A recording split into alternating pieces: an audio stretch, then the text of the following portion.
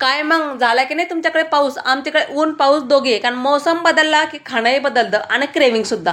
बनवते आज वडापाव, कारण बाहेर पडतोय आज पाऊस.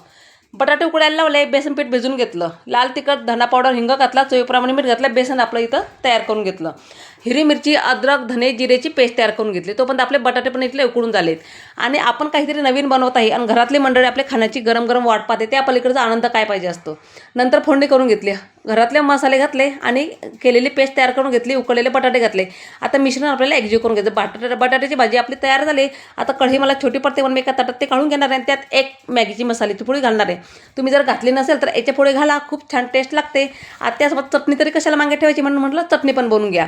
आधी थोडेसे भजे तळून घेतले, डार्क रंग येईपर्यंत. खोबऱ्याचा खीस घातला, लाल तिखट, मीठ घातलं आणि साखर घातली. आपली चटणी तयार करून घेतली. तो म्हणतो मिरची पण तळून घेतली. आपले गरम इथं वडापाव तळून झाले आणि आपल्या वडापाव तर झालेत. म्हटलं चहा नाश्ता तरी कशाला मागे ठेवायचा, तर बनवते मस्त गरम गरम चहा, कारण बाहेर पडतोय पाऊस. आम्ही चहा नाश्ता करतोय, तो पण तुम्ही पटकन लाईक सबस्क्राईब करून घ्या. Bye bye.